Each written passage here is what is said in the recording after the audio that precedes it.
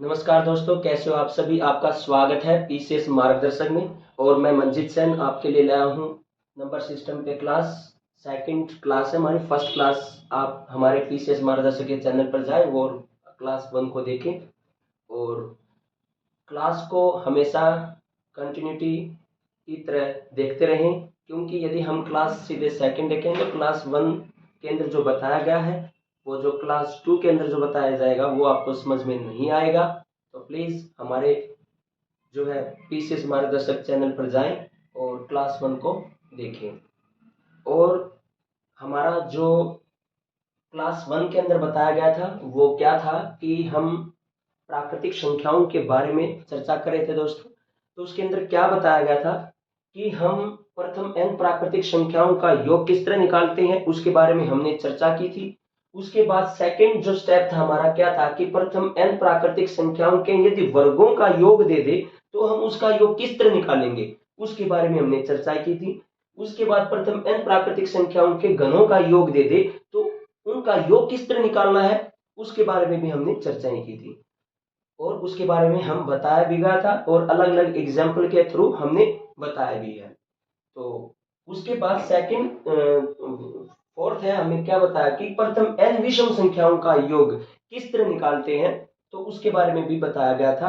तो किस तरह निकालते हैं, तो जैसे कि इसके बारे में हमने बताया कि प्रथम n प्राकृतिक संख्याओं का यदि योग दे दे तो जैसे कि फॉर एग्जांपल जैसे कि इस तरह कोई इक्वेशन दे रखी थी, जैसे कि पहले भी बताया गया लेकिन दोबारा से बता देता हूं दोस्तों कि 1 + 2 + 3 + 4 इस तरीके से यदि हमारे को यहाँ तक 100 तक की संख्याओं का जोड़ पूछ ले।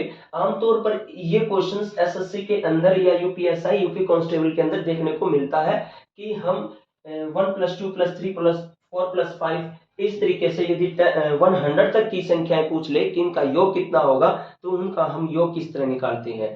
तो इसका जो योग निकालने का जो तरीका होता है दोस्तों वो कैसे निकालते हैं, वो होता है n इंटू में n + 1 बाय कितना होता है 2 होता है दोस्तों। क्या होता है n इंटू में n + 1 बाय क्या होता है 2 होता है। और n जो होता है कि n मीन्स क्या होता है, this series is last term, this series is last term, कि इस सीरीज का क्या होता है अंतिम पद हमारा क्या होता है n होता है। तो फॉर एग्जांपल जैसे कि n की वैल्यू यहाँ पर कितनी हो जाएगी 100 हो जाएगी, तो n की वैल्यू हम यहाँ पुट करने के बाद हम प्रथम n प्राकृतिक संख्याओं के योग निकाल सकते हैं दोस्तों।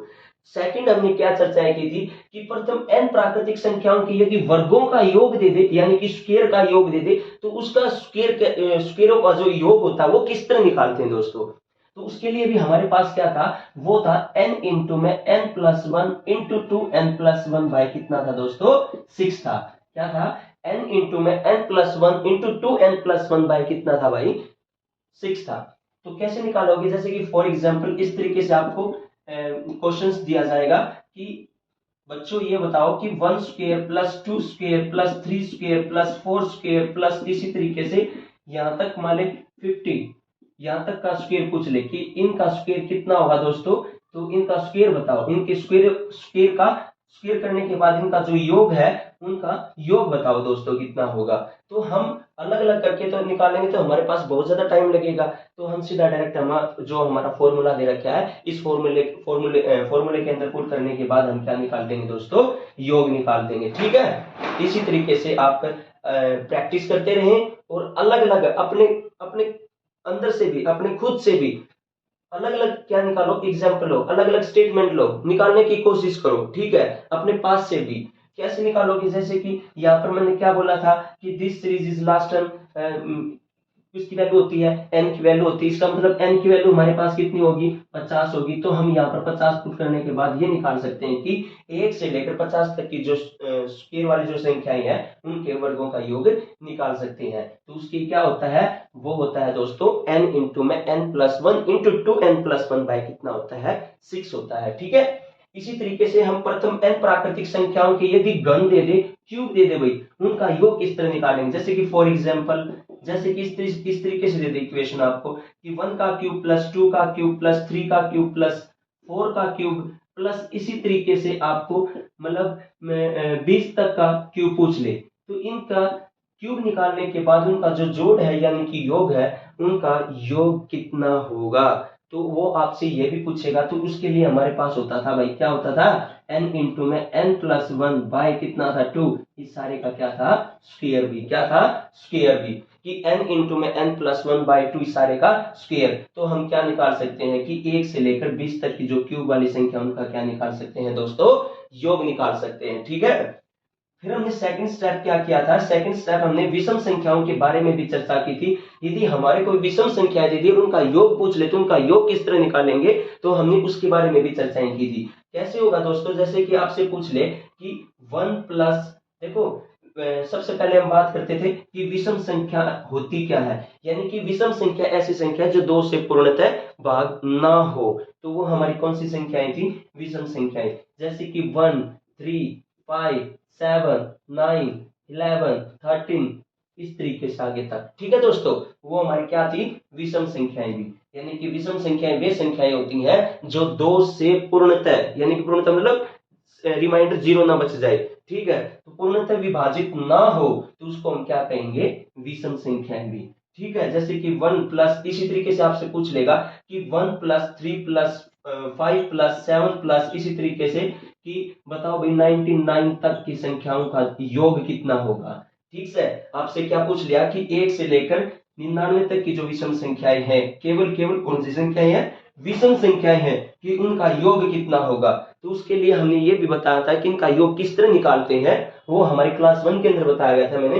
तो वो योग कैसे निकालेंगे, तो उनका योग निकालने का जो तरीका होता है दोस्तों, वो होता है n स्क्वायर। क्या होता है दोस्तों, n स्क्वायर। और n कैसे निकालते थे हम, n निकालते थे इसका अंतिम पद, यानी कि अंतिम पद यानी कि जो लास्ट टर्म है, अंतिम पद +1 एक ऐड करने के बाद 2 से क्या करते हैं दोस्तों, डिवाइड करते हैं, तो किसकी वैल्यू आ जाती है, n की वैल्यू।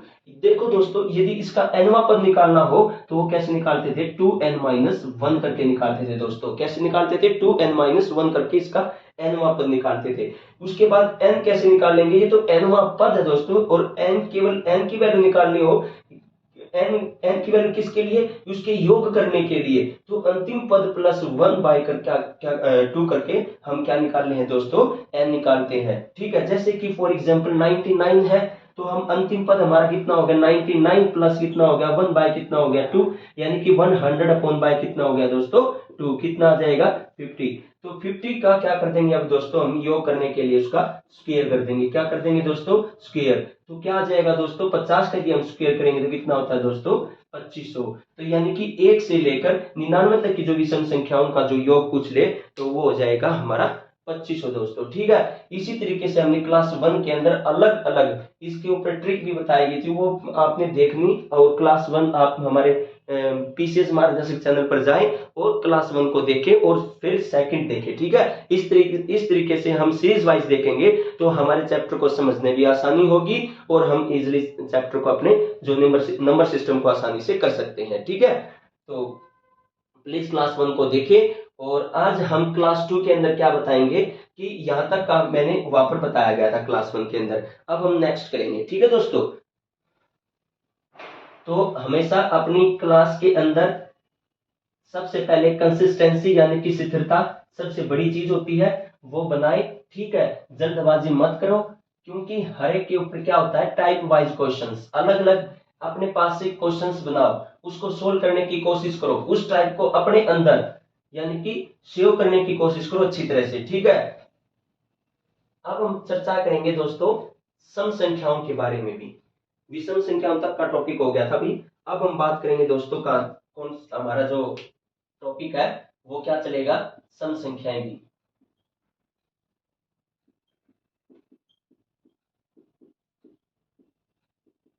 यानी कि इवन नंबर भी। इवन नंबर्स के बारे में हम क्या करेंगे दोस्तों, चर्चाएं करेंगे। ठीक है, कि इवन नंबर्स होते क्या है भाई। ठीक है, देखो इवन नंबर यानी कि सम संख्याएं वे संख्याएं होती हैं जो 2 से पूर्णतः भाग हो, और विषम संख्या इसका क्या था, अपोजिट, जो 2 से पूर्णतः भाग ना हो। और सम संख्याएं वे संख्याएं जो 2 से पूर्णतः भाग हो, तो वे सारी संख्याएं हमारी क्या कहलाएंगी, सम संख्याएं कहलाएंगी भी। ठीक है, तो आपसे क्या पूछेगा कि संख्याएं दे देगा, यानी कि 1 से लेकर 100 तक सपोज करो 1 से 100 तक या 1 से 1000 तक, कहीं तक भी दे सकता है आपको सम संख्या। फिर उसके बाद क्या पूछेगा, इनका जोड़ पूछ लेगा, उनका योग कितना होगा। ठीक है, इस तरीके से पूछेगा आपसे। जैसे कि फॉर एग्जाम्पल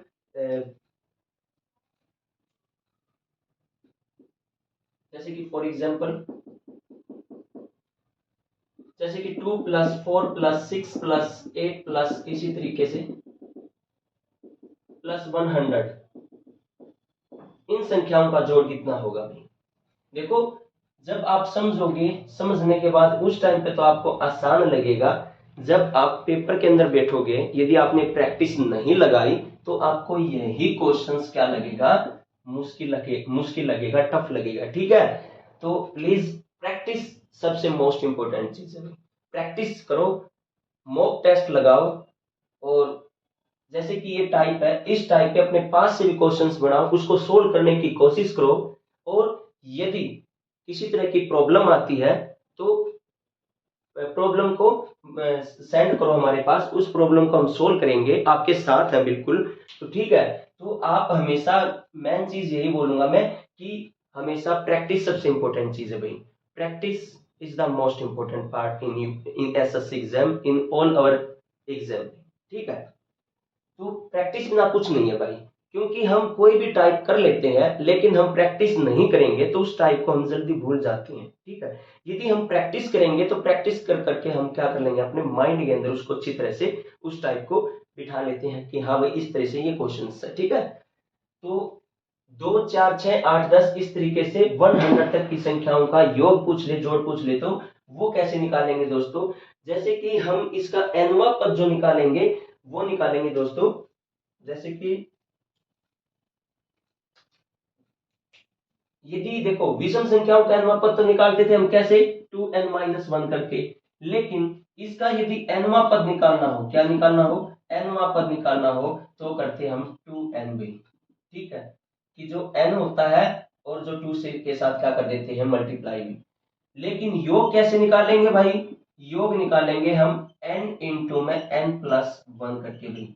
कैसे निकालेंगे, यदि विषम संख्याओं का योग निकालना हो, मतलब 2 से 100 तक की संख्याओं का योग निकालना हो, तो योग निकालने का जो तरीका होता है वो होता है n इंटू में n+1 होता है।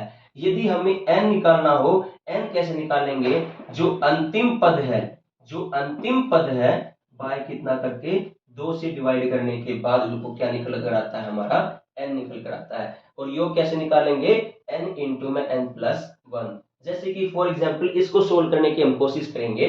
देखो, n मैंने सबसे बोला था कि n जो होता है ना, जैसे कि हमारी चाहे विषम संख्याएं पूछ ले, चाहे सम संख्याएं पूछ ले, चाहे हमारी जो प्राकृतिक संख्याओं के बारे में, जैसे कि n प्राकृतिक संख्याओं का योग, वर्गों का, घनों का, तो सब में क्या n की वैल्यू क्या होता है, तो this series is last term, उस सीरीज का क्या होता है, अंतिम पद, वो हमारा क्या होता है, n होता है। तो इसके n की वैल्यू कितनी आ गई दोस्तों, 100। तो यहाँ पुट करने की कोशिश करो। जैसे कि n की वैल्यू कितनी है, 100। तो यहाँ पर जो है इसका अंतिम पद, देखो n कैसे निकालेंगे यहाँ पर, सॉरी भाई, ये जो है इसका जो अंतिम पद है, n यहां से निकालने की कोशिश करेंगे अब हम। देखो n क्या होगा, अंतिम पद, अंतिम पद कितना है, 100 अपॉन बाय कितना हो गया, 2। तो यहां से आएगी n की वैल्यू, n की वैल्यू कितनी होगी हमारे पास, 50 होगी दोस्तों। तो 50 जो होगी, तो हम योग निकालने की कोशिश करेंगे। तो जोड़ कैसे निकालते थे, इसका ऐड कैसे निकालते थे, तो ऐड जो निकालते हैं हम, वो निकालते हैं दोस्तों कैसे भाई, अंतिम क्या निकालते हैं, n इंटू में n+1 करके भी। तो n की वैल्यू हमें निकाल कितनी होगी, 50। तो 50 मल्टीपल ऑफ 50 इंटू में 50 प्लस कितना हो जाएगा, 1 हो जाएगा। तो 50 मल्टीपल ऑफ 51 भाई, तो हम क्या कर देंगे, इसकी मल्टीप्लाई, कितना हो जाएगा दोस्तों, 2550 आ जाएगा दोस्तों। कितना आ जाएगा, 2550। यानी कि हम ये कह सकते हैं कि 2 से लेकर 100 तक की जो संख्याएं होती हैं, यदि हम उन सम संख्याओं का योग निकालें तो वो कितना आ जाएगा दोस्तों, 2550 आ जाएगा दोस्तों। कैसे आ जाएगा, 2550। जैसे कि फॉर एग्जाम्पल एक और क्वेश्चन लेते हैं इसी टाइप पे हम।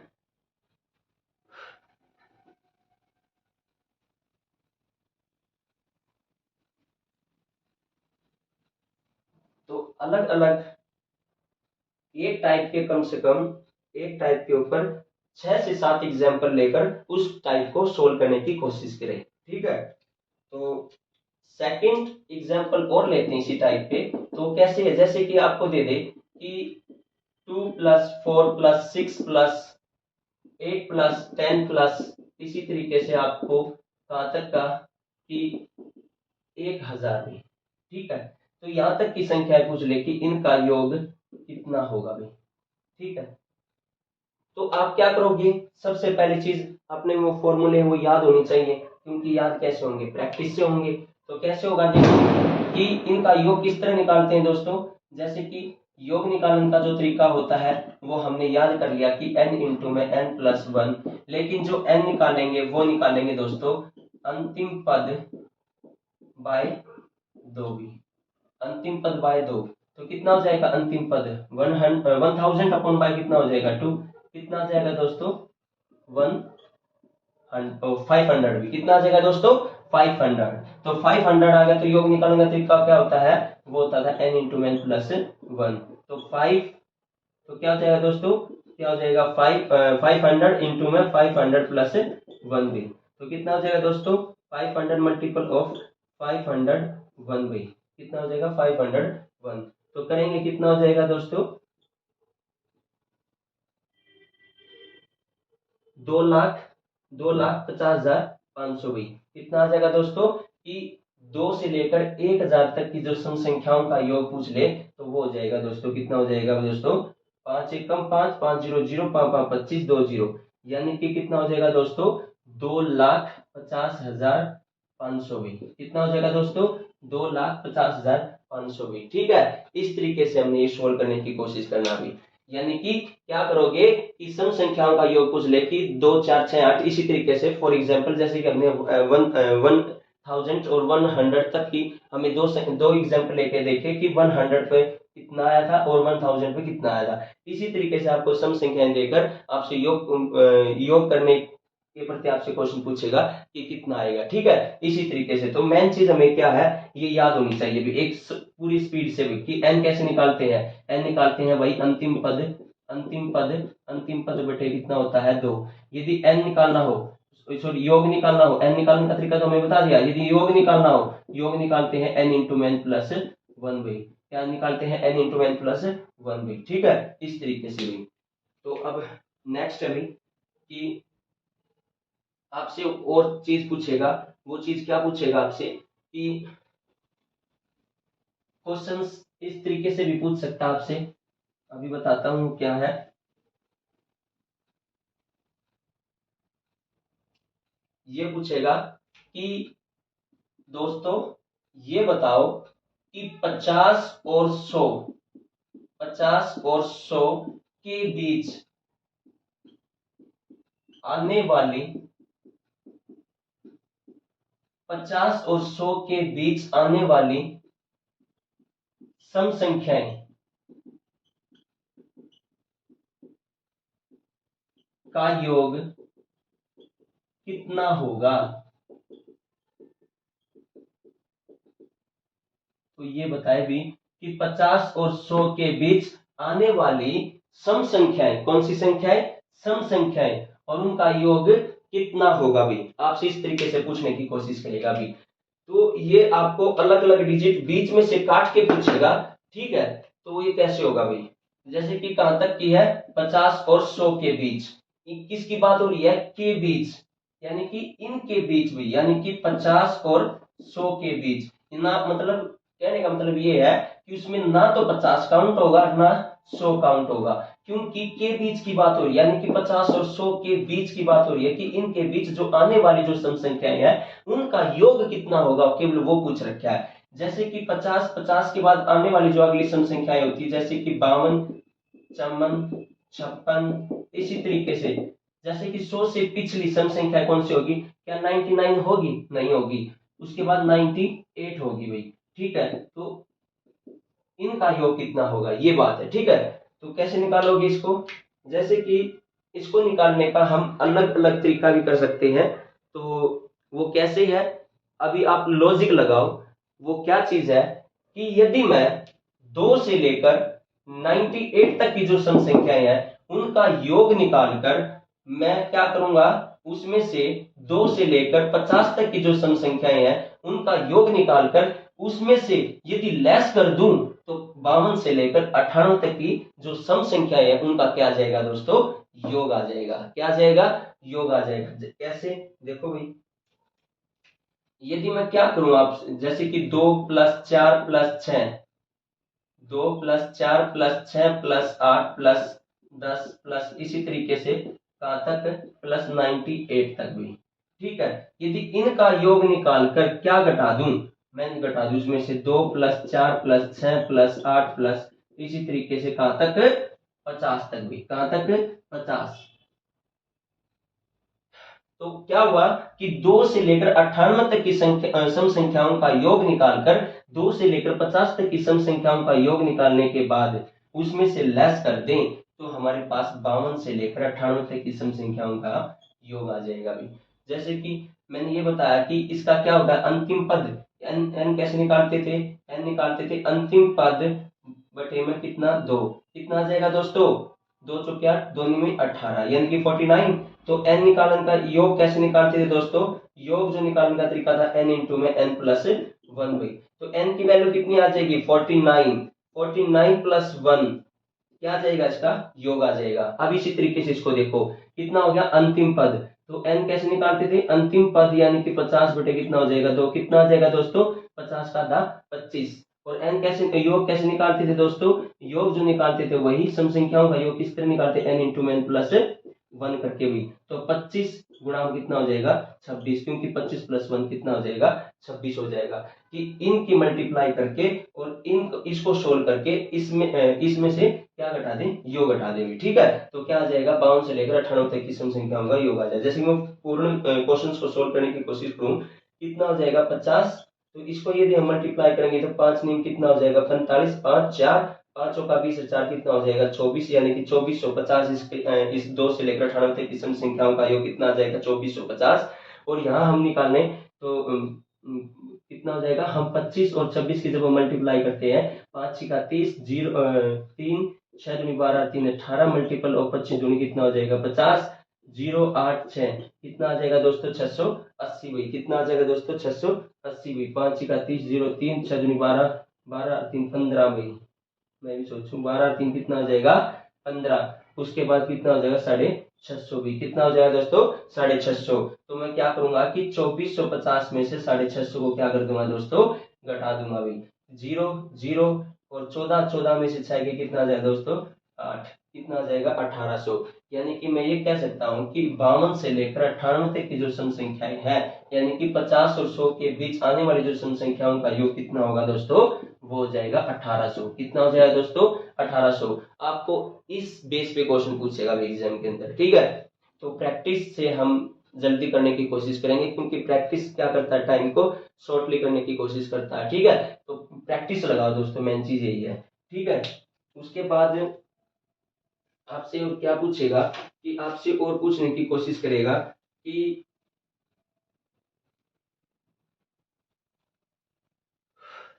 ये दोस्तों अच्छी तरह से इसको अलग अलग टाइप बना के देखो और आप निकालने की कोशिश करो कि मतलब 100 और 200 के बीच आने वाली सम संख्याओं का योग। जैसे कि मैं आपको एक क्वेश्चन और दे दूं इसी पे, यदि मैं यहाँ इसको काट के इस तरीके से दे दूं आपको कि 100 और 200 के बीच, 100 और 200 के बीच आने वाली सम संख्याओं का योग कितना होगा, इस तरीके से पूछ ले तो आपसे।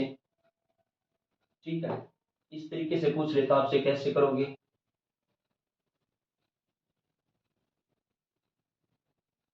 कहाँ तक, 100 और 200 के बीच भी।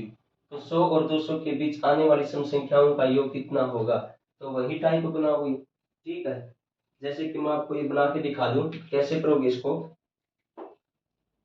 किसकी बात हो रही है, 100 और 200 के बीच, यानी कि किस किस के बीच, 100 और 200 के बीच हो रही है, जिसमें से 100 भी काउंट नहीं होगा, 200 भी काउंट नहीं होगा। तो 100 से आगे आने वाली जो सम संख्या होगी वह 102, फिर क्या हो जाएगी 104, फिर हो जाएगी 106 प्लस इसी तरीके से कहां तक चले जाएंगे हम, तो 90 90 सॉरी 200 200 से पीछे कौन सी हो जाएगी, तो 198 हो जाएगी। कितनी हो जाएगी, 198, क्योंकि 199 तो हमारी विषम संख्या ही होती है, तो 198 हमारी क्या हो जाएगी, सम संख्या हो जाएगी दोस्तों। तो अब हम निकालना है इनका योग भी, यानी कि 100 और 200 के बीच कौन सी संख्या होगी, यानी कि 102 से लेकर और 198 यानी कि 198 तक की सम संख्याओं का योग निकालते हैं। तो दोस्तों आप क्या करोगे, इसको किस तरह करने की कोशिश करोगे। यदि मैं आपको क्या कर दूं कि यदि मैं 2 + 4 + 6 + 8 प्लस इसी तरीके से 198 तक की संख्याओं का योग निकालकर इसमें से क्या लेस कर दूं, यदि मैं 2 4 6 8 इसी तरीके से कहां तक की संख्याएं, 100 तक की संख्याएं भी उनका योग निकालने के बाद इस पूरी संख्या में से घटा दूं तो कहां तक की संख्याओं का जोड़ आ जाएगा, 102 से लेकर 198 तक की सम संख्याओं का योग आ जाएगा दोस्तों। ठीक है, तो आप अलग अलग टाइप के ऊपर क्वेश्चन खुद बना के करने की कोशिश कीजिए। जैसे कि अभी मैंने बनाया कि 100 और 200 के बीच, आप इसी तरह से आप बना सकते हो कि बीच में से भी उठा सकते हो आप। जैसे कि आपसे पूछ लेगा कि 458 से लेकर 988 इस तरीके से इनके बीच आने वाली सम संख्याओं का योग कितना होगा। केवल एक टाइप को पकड़े रखिए कि इस तरीके से, ठीक है, इस तरीके से करने की कोशिश कीजिए। तो कुछ भी पूछ ले आपसे तो इस तरह करने की कोशिश कीजिए, आपसे इजीली ये क्वेश्चन सोल्व हो जाएगा। ठीक है, जैसे कि नेक्स्ट है, नेक्स्ट क्या है दोस्तों,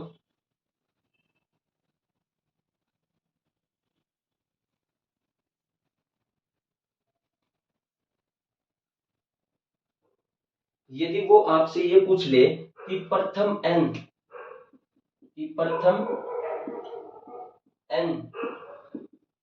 प्राकृतिक संख्याओं के वर्गों का योग क्या होगा, वर्गों का योग क्या होगा। क्या कहा है मैंने कि प्रथम एन सम संख्याएं भी, प्राकृतिक तो हमने बता दी थी, यदि पूछ ले कि प्रथम एन सम संख्याएं भी, प्रथम एन सम संख्याओं के वर्गों का योग क्या होगा भी, प्रथम एन सम संख्याओं के वर्गों का योग क्या होगा, तो उसको बताने की कोशिश करो कि प्रथम एन सम संख्याओं के यदि वर्गों का योग पूछ ले तो उसको किस तरह निकालेंगे। जैसे कि फॉर एग्जांपल इस तरह से आपको क्या दे देगा, क्वेश्चंस दे देगा भी किस तरीके से, जैसे कि 2 का स्क्वायर प्लस 4 का स्क्वायर प्लस 6 का स्क्वायर प्लस 8 का स्क्वायर प्लस इसी तरीके से आपको कहा था जैसे कि 50 का स्क्वायर भी, यहाँ तक की संख्याएं पूछ ले भी। ठीक है, कौन सी संख्या उठानी है, केवल सम संख्याओं के क्या है, वर्गों का योग भी। तो कैसे निकालोगे, तो वो निकालने का जो तरीका होता है तो वो निकालोगे आप दोस्तों, कैसे निकालोगे इसको निकालने का एक तरीका होता है, वो होता है कि 2n इंटू में n+1 इंटू 2n+1 बाय कितना होता है, 3 होता है दोस्तों। क्या होता है, 3 होता है दोस्तों, यानी कि 2n इंटू में n+1 इंटू 2n+1 बाय कितना होता है दोस्तों, 3 होता है। तो ये होता है प्रथम n सम संख्याओं के वर्गों का योग निकालने का फॉर्मूला भी। क्या होता है, तो वो होता है दोस्तों 2n इंटू में n+1 इंटू 2n+1 बाय कितना होता है, 3 होता है दोस्तों। क्या होता है, 2n+n इंटू में n+1 इंटू 2n+1 बाय कितना होता है, 3 होता है दोस्तों। जैसे कि फॉर एग्जांपल ये दे दिया आपने कि 2 का स्क्वायर प्लस 4 का स्क्वायर 6 का स्क्वायर 8 का स्क्वायर, इसी तरीके से आपसे कहां तक का स्क्वायर पूछ लिया, 50 तक का स्क्वायर पूछ लिया, किन संख्याओं का स्क्वायर करने के बाद जो योग है वो कितना होगा वो पूछ लिया आपसे। तो कैसे निकालोगे, n की वैल्यू कितनी हो जाएगी दोस्तों, 50। कितनी हो जाएगी दोस्तों, 50। कितनी हो जाएगी दोस्तों, n की वैल्यू जो हो जाएगी यहाँ से कितनी हो जाएगी दोस्तों, 50 हो जाएगी। तो सॉरी अंतिम पद हमारा यहाँ पर कितना हो जाएगा दोस्तों, लास्ट टर्म है यार, अंतिम पद कितना हो जाएगा दोस्तों, अंतिम पद जो हो जाएगा वो हमारा 50 हो जाएगा। और यहाँ से हम किसकी वैल्यू निकालेंगे, फिर यहाँ से n की वैल्यू निकालेंगे, जैसे कि पिछले वाले क्वेश्चन के अंदर निकाली थी। ये हमारा अंतिम पद है, अंतिम पद कितना है 50, तो अंतिम पद प्लस अंतिम पद बाय कितना करते हैं हम 2 करते हैं, तो कितना आ जाएगा दोस्तों 25। कितना आ जाएगा दोस्तों 25 क्या आ गया दोस्तों यहाँ पर वो अंतिम पद y कितना हो जाएगा 2, तो किसकी वैल्यू आ जाएगी, n की वैल्यू आ जाएगी। तो n की वैल्यू कितनी आ जाएगी, n की वैल्यू आ जाएगी दोस्तों 25। तो यहाँ पर करो तो इनका योग निकालना हो तो 2 इंटू में 25 और कितना है 25 प्लस कितना हो जाएगा 1, फिर कितना होगा 25 दूनी कितना हो जाएगा 50 प्लस कितना हो जाएगा 1 बटे में कितना हो जाएगा दोस्तों 3 हो जाएगा दोस्तों। कितना हो जाएगा दोस्तों?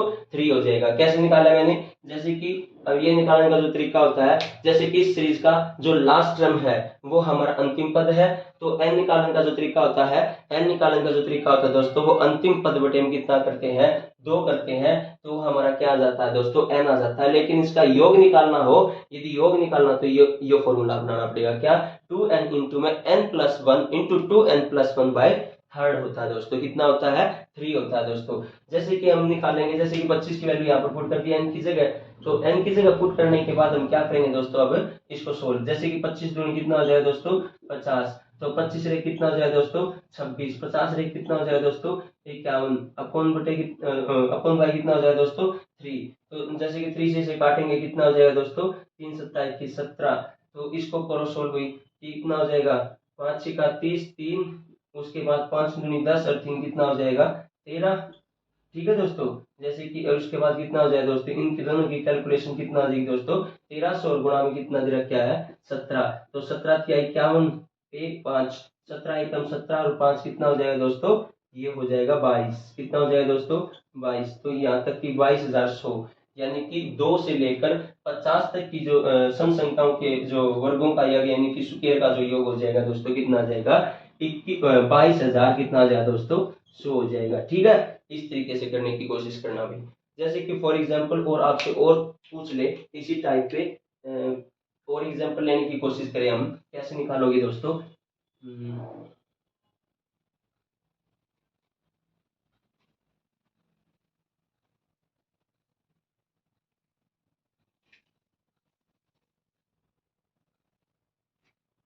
जैसे कि दोस्तों आपसे ये पूछेगा कि ये बताओ बच्चों कि 2 का स्क्वायर प्लस 4 का स्क्वायर प्लस 6 का स्क्वायर प्लस 8 का स्क्वायर प्लस इसी तरीके से कहाँ तक का स्क्वायर पूछ ले आपसे, 100 तक का स्क्वायर की संख्याओं का योग पूछ ले, तो वो क्या होगा?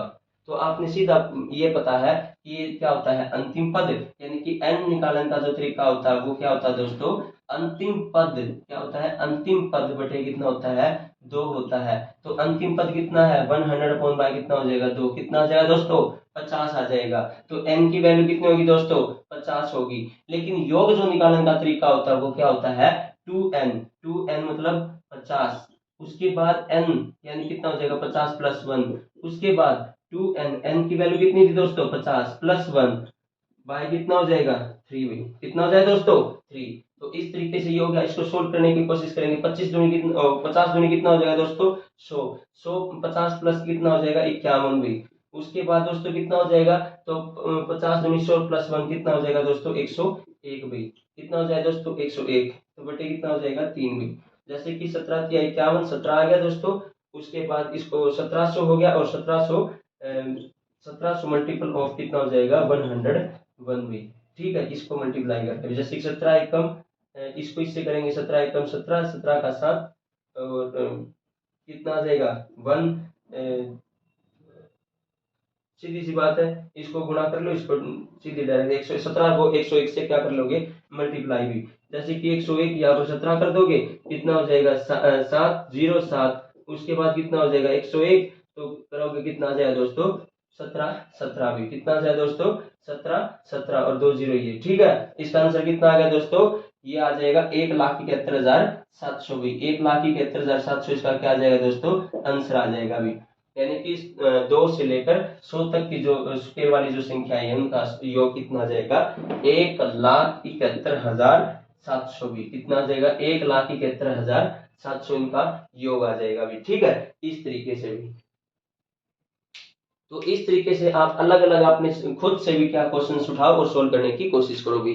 ठीक है, तो मेन चीज हमें ये पता होना चाहिए कि योग किस तरह निकालते हैं, एन किस तरह निकालते हैं, और एन उसके बाद एन कैसे पुट करने के बाद इसकी कैलकुलेशन पावर भी, बस। ठीक है, यही चीज थी। उसके बाद नेक्स्ट है भाई, तो नेक्स्ट क्या रहेगा?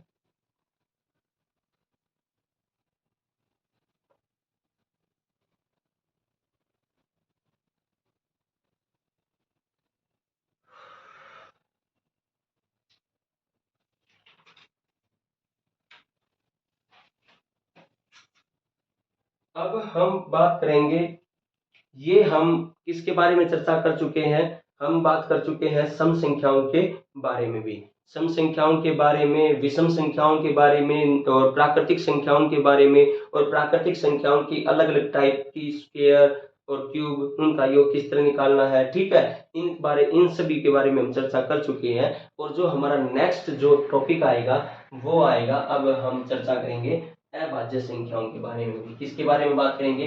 अभाज्य यानी कि प्राइम नंबर के बारे में बात करेंगे कि प्राइम नंबर होते क्या हैं भी, अभाज्य संख्याएं होती क्या हैं, उसके बारे में चर्चा करेंगे भी, यानी कि अभाज्य संख्याएं भी।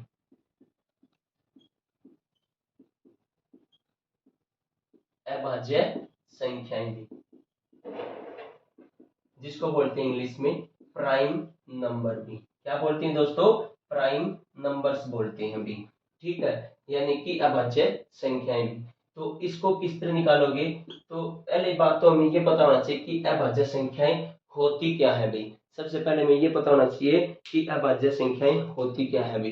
देखो वैसे मैं सीधे बताऊं कैसे होगा कि एक से बड़ी वे प्राकृतिक संख्याएं होती हैं जो एक और खुद से डिवाइड होंगी।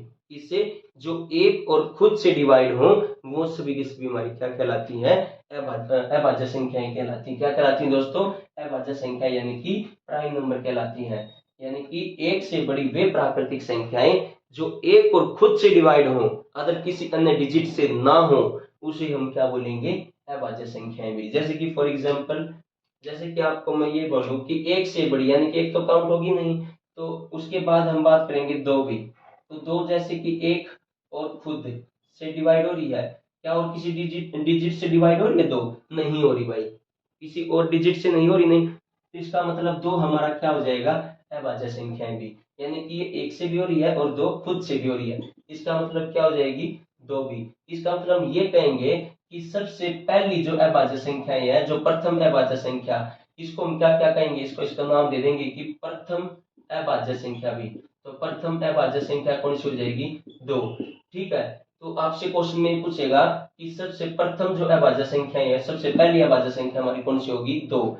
यानी कि दूसरी बात इसको और तरीके से पूछेगा कि ऐसी कौन सी सम संख्या जो कि अभाज्य है, ऐसी कौन सी सम संख्या है जो कि क्या है? अभाज्य है भी। तो हो जाएगा दो भी। यानी कि दो सम संख्या होने के बावजूद भी क्या अपनी अभाज्य संख्याएं है भी। यानी कि ऐसी कौन सी संख्या है जो सम संख्या है लेकिन वो क्या है? अभाज्य भी। तो वो हो जाएगा दो भी, ठीक है। तो और दूसरी क्या कहेगा कि सबसे छोटी से छोटी अभाज्य संख्या कितनी हो जाएगी? दो भी। तो सबसे छोटी भी, तो सबसे छोटी भी, तो सबसे छोटी अभाज्य संख्या कितनी हो जाएगी? दो भी। इसको कई नाम से बोलेगा भी, जैसे कि प्रथम अभाज्य होगी, सबसे छोटी अभाज्य होगी, ऐसी कौन सी सम संख्या जो कि अभाज्य है भी, तो हो जाएगी दो भी, ठीक है। इसको तीन नाम हो गए भी। तो उसके बाद देखो हम नेक्स्ट डिजिट लेते हैं थ्री भी। थ्री वन से भी होता है, थ्री खुद से भी होता है, क्या किसी और डिजिट से होता है? नहीं होता भाई। इसका मतलब थ्री क्या हो जाएगा? हमारा अभाज्य संख्या है। इसी तरह हम नेक्स्ट लेते हैं फोर भी।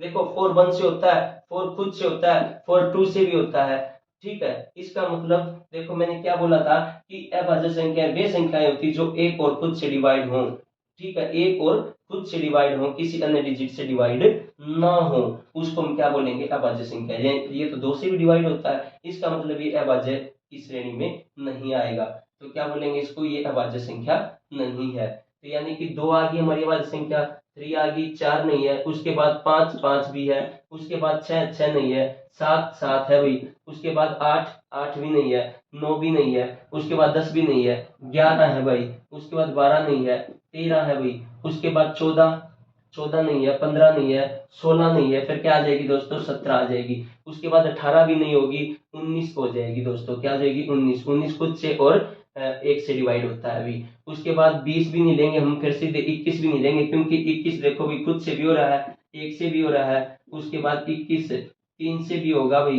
ठीक है, और 21 सात से भी होगा भाई, ठीक है। देखो इसके कितने सारे आगे भी, तो इसका मतलब ये क्या हमारा? ये हमारा प्राइम नंबर नहीं है अभी, ठीक है। उसके बाद हम बात करेंगे 21 के 19 के बाद 21 सॉरी उसके बाद हमारा 23 होगा भाई, ठीक है। उसके बाद 24 भी नहीं होगा, 25 भी नहीं होगा, 26 भी नहीं होगा, 27 भी नहीं होगा, क्योंकि देखो 27, 27 एक से भी, खुद से भी, उसके बाद 27 तीन से भी, 27 9 से भी, ठीक है, बहुत सारी डिजिट से डिवाइड हो रहा है भाई। 27 27 नहीं होगा। उसके बाद 28 भी नहीं होगा, 29 भी, 29 29 हो जाएगा भाई। उसके बाद 30 भी नहीं 31 आ जाएगा दोस्तों। 31 फिर 32 भी नहीं 33 भी नहीं, क्योंकि देखो 33 खुद से भी हो रहा है, 33 एक से भी हो रहा है, खुद से भी हो रहा है, 33 11 से भी हो रहा है, इसका मतलब ये अभाज्य संख्या नहीं है। उसके बाद 33 भी नहीं 34 भी नहीं 35 भी नहीं 36 भी नहीं 37 भी नहीं, सॉरी 37 आ जाएगा दोस्तों। कितना आ जाएगा? 37 आ जाएगा कि 37 एक और खुद से डिवाइड हो रहा है केवल। उसके बाद 38 भी नहीं, उसके बाद 39 39 भी नहीं रहेगा, क्योंकि देखो 39 क्या हो जाएगा, एक से भी हो रहा है, 39 खुद से भी हो रहा है, 39 13 से भी हो रहा है, ठीक है, तो 39 नहीं आएगा भी। तो उसके बाद 40 भी नहीं लेंगे हम, फिर क्या है 41 भी, तो 41 आ जाएगा दोस्तों। कितना आ जाएगा? 41 आ जाएगा। 42 भी नहीं 43 भी नहीं, उसके बाद देखो 43 जो है 43 आ जाएगा दोस्तों। 43 जो एक और केवल खुद से डिवाइड हो रहा है अभी। उसके बाद 43 हो गया, उसके बाद 44 नहीं 45 भी नहीं, उसके बाद 46 47 आ जाए दोस्तों। 48 49 भी आ जाएगा दोस्तों। 50, यानी कि हम क्या बोलेंगे कि 1 से लेकर 50 तक की अभाज्य संख्या कितनी हो जाएगी? 1 2 3 4 5 6 7 8 9 10 12 13 14 15 16 भी, तो कितनी हो जाएगी? 3 एकम 3 नहीं 47 नहीं होगा दोस्तों, क्योंकि देखो 47 देखो 47 एक से भी हो रहा है, खुद से भी हो रहा है, 47 उससे भी होगा।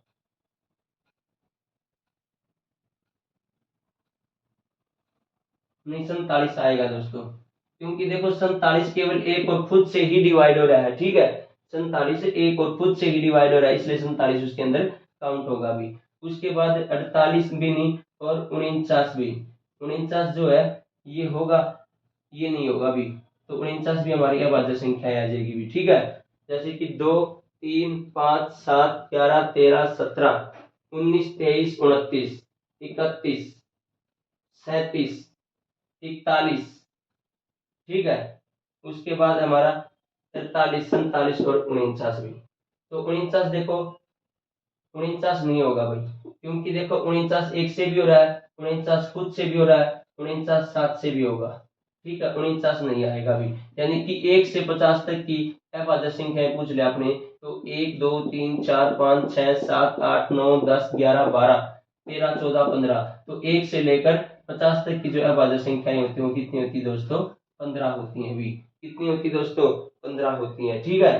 तो इस तरीके से आपसे डायरेक्ट ये क्वेश्चन पूछेगा कि दोस्तों ये बताओ कि 1 से लेकर 50 तक की अभाज्य संख्याएं कितनी है, तो कितनी होती दोस्तों? 15 है। देखो ये संख्याएं भी, ठीक है, इस तरीके से भी। तो नेक्स्ट क्या चीज है?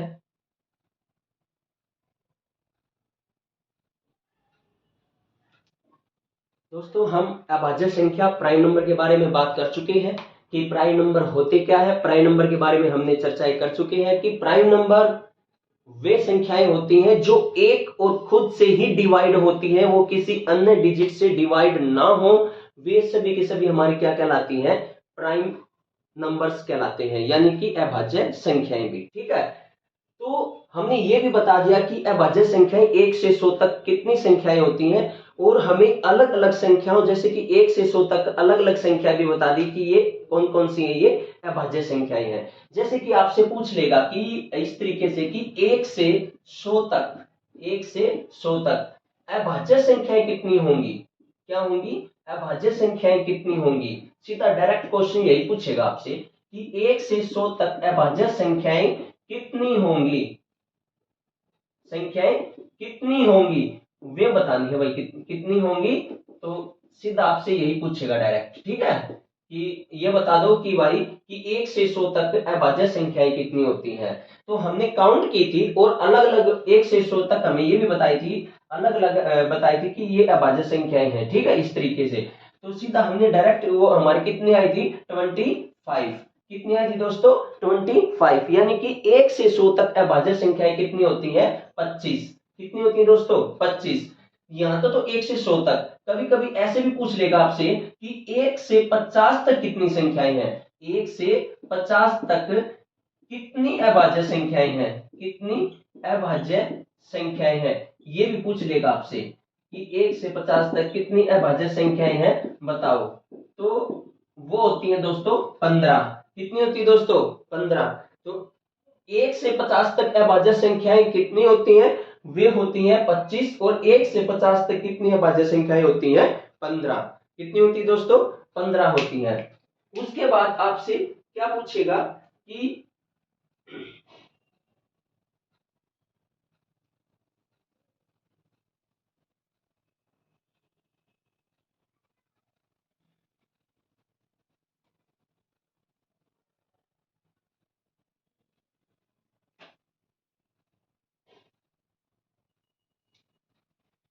एक बात ये है, इसके अंदर एक बात ये पूछेगा कि ऐसी कौन सी सम संख्या है जो कि क्या है अभाज्य है भी। तो केवल दो एक ऐसी संख्या है जो क्या है सम होते हुए क्या है ये अभाज्य संख्याएं है भी, अभाज्य संख्या है।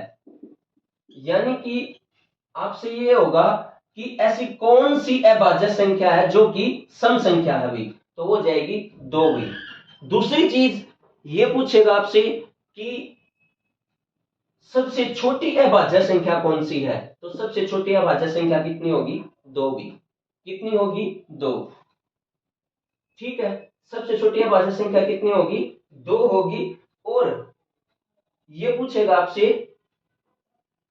कि किसी भी अभाज्य संख्या, मतलब जैसे कि किसी भी अभाज्य संख्या को 24 से भाग करने पर शेष कितना होगा, क्या होगा शेष कितना होगा, उसकी रिमाइंडर फॉर्म क्या आएगी भी। ठीक है, कि किसी भी अभाज्य संख्या को, किसी भी अभाज्य संख्या के वर्ग को 24 से भाग देने पर कितना शेष प्राप्त होगा। जैसे कि ये पूछेगा आपसे कि अभाज्य किसी भी अभाज्य संख्या के वर्ग करने पर उसको 24 से भाग देने पर कितना शेष प्राप्त होगा।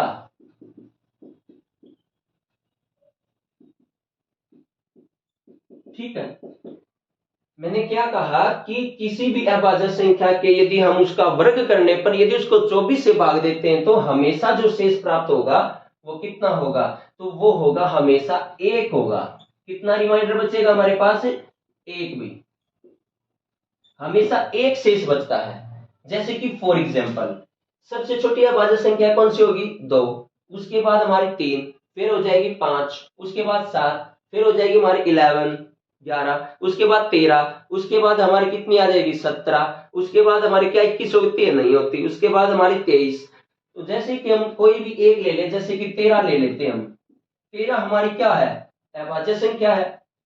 तो मैंने ये बोला कि उस अभाज्य संख्या का वर्ग करने पर, तो 13 का यदि हम वर्ग स्क्वायर करते हैं तो कितना होता है 169, 169 होता है 13 का। और उसको 24 से भाग देने पर, इसको 24 से यदि हम भाग देते हैं, ठीक है, तो कितना होगा, तो किससे देंगे हम 7, 7 पे जाएगा। जैसे कि 7, 7 चौक 28, 2, 7 दूनी 14 और 2 कितने हो जाएंगे 16, यानी कि 168। तो 24 सत्ता कितना होता है 168 होता है। तो यदि हम 9 में से 8 घटाएंगे कितना रिमाइंडर बचेगा हमारे पास 1। इसलिए कहता हूं कि किसी भी अभाज्य संख्या का यदि हम उसको वर्ग करने पर हमेशा 24 से भाग देने पर उसका शेष कितना प्राप्त होता है 1 प्राप्त होता है। ठीक है, जैसे कि फॉर एग्जांपल नेक्स्ट लेते हैं, जैसे कि 17 हमारी क्या है अभाज्य संख्या है। यदि हम 17 का स्क्वायर करते हैं तो कितना होता है 289 होता है, 289 होता है। यदि हम 289 को 24 से भाग देते हैं, यानी कि 24 1 जा 24, उसके बाद 8 में से 4 घटाएंगे कितना आ जाएगा 4, फिर उतार लिया 9, 24 दूनी कितना होता है 48 होता है। तो कितना रिमाइंडर बचेगा हमारे पास 1। तो इसलिए किसी भी अभाज्य संख्या के वर्ग करने पर उसको 24 से भाग देने पर शेष हमेशा 1 प्राप्त होता है। कितना प्राप्त होता है दोस्तों 1 प्राप्त होता है। वो किस फॉर्म में सवाल पूछेगा, वो सवाल इस तरह रहेगा आपके पास, जैसे कि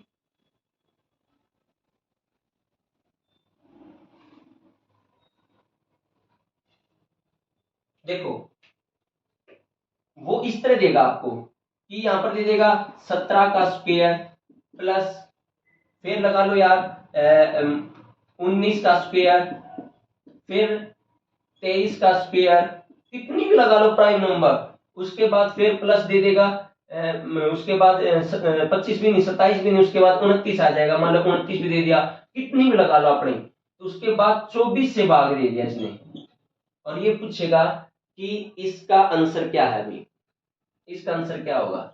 ये देखो सीधे डायरेक्ट क्वेश्चन इस तरह पूछे जाते हैं ये, ठीक है। और आपको ये पता होगा कि किसी भी अभाज्य संख्या के वर्ग को 24 से भाग देने पर हमेशा एक रिमाइंडर बचता है, एक शेष बचता है।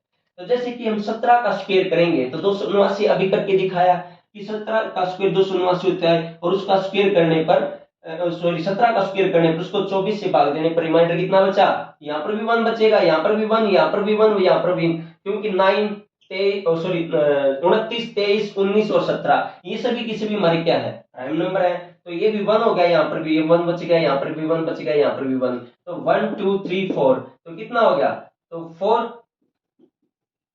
कितना आंसर आ जाएगा, 4 आ जाएगा, सीधा डायरेक्ट निकाले, कुछ करने की जरूरत नहीं कि 17 का स्क्वायर करके लगाओ, 19 का करो, उसके बाद 23 का करो, 29 का करो, उसके बाद 24 से, फिर इनको ऐड करने के बाद 24 से डिवाइड करो, फिर फाइनल आंसर आएगा। आप सभी को पता है कि यदि हम किसी भी अभाज्य संख्या के वर्ग को 24 से भाग देने पर हमेशा रिमाइंडर 1 बचता है। तो सीधा डायरेक्ट क्वेश्चन इस तरह होगा भाई, ठीक है। ये डायरेक्ट करने का तरीका है, ठीक है। नेक्स्ट भी वो क्या चीज पूछेगा आपसे कि पूछा है कि दो अभाज्य संख्याओं का योग एक सम संख्या होता है, केवल क्या है कि दो अभाज्य संख्या भी, दो अभाज्य संख्याओं का जो योग होता है, देखो नेक्स्ट टाइप है, क्या बोलता है कि दो अभाज्य संख्याओं का जो योग होता है, दो अभाज्य संख्याओं का जो योग होता है वह क्या होता है कि दो अभाज्य संख्याओं का योग, दो अभाज्य संख्याओं का योग एक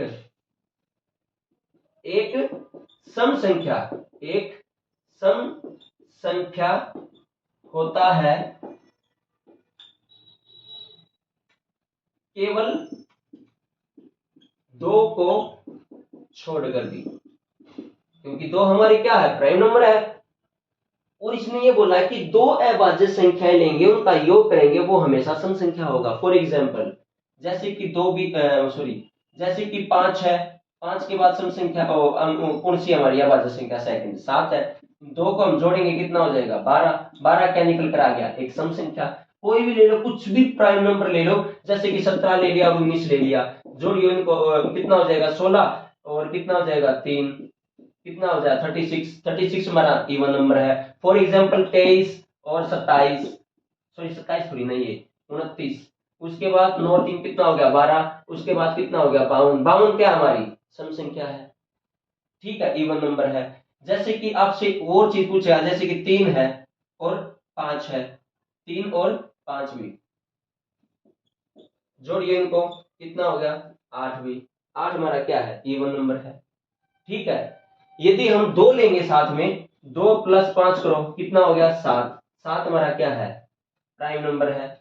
लेकिन इसमें क्या बोला, इन्होंने कहा था कि सम संख्या होनी चाहिए। देखो 2 तो हमने क्या जोड़ दी, अभाज्य संख्या जोड़ दी, लेकिन 2 अभाज्य संख्याओं को जोड़ने पर सम संख्या प्राप्त होता है। लेकिन यहाँ पर मैंने बोला है कि नोट करके कि केवल 2 को छोड़कर भी, इसमें 2 यदि काउंट होगा ना तो वह सम संख्या नहीं होगी, उनका जोड़ सम संख्या नहीं आएगा, सम संख्या नहीं आएगा, क्योंकि ये बोला है कि उसमें से हम क्या करेंगे कि 2 को छोड़ना है, 2 को छोड़ना है, क्योंकि 2 यदि उसके अंदर जोड़ते हैं तो 2 संख्याओं का जोड़ एक क्या आ सकता है, इवन नंबर, ऑड नंबर आ सकता है, यानी कि वो दोबारा से ही क्या आ सकता है, प्राइम नंबर भी आ सकता है, ठीक है। जैसे कि हम 2 + 7 जोड़ते हैं, ठीक है, 2 + 7 जोड़ेंगे कितना आ जाएगा 9 हो जाएगा।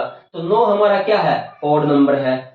ठीक है, तो लेकिन बोला क्या है, सम संख्या भाई, तो इसलिए हम क्या कहेंगे, तो कंडीशन क्या है इसके अंदर, कंडीशन एक ही है कि दो जब हम अभाज्य संख्याओं को जोड़े तो उसके अंदर 2 नहीं होना चाहिए। ठीक है, 2 को छोड़कर भी, तो 2 को छोड़कर 2 अभाज्य संख्याओं का योग क्या होता है, हमेशा सम संख्या होता है भी। ठीक है,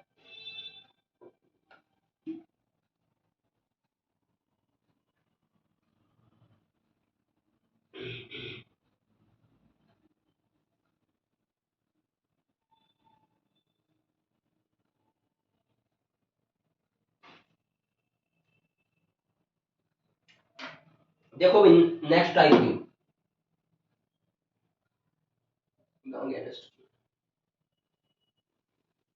देखो भी नेक्स्ट टाइप में क्या बोलता है।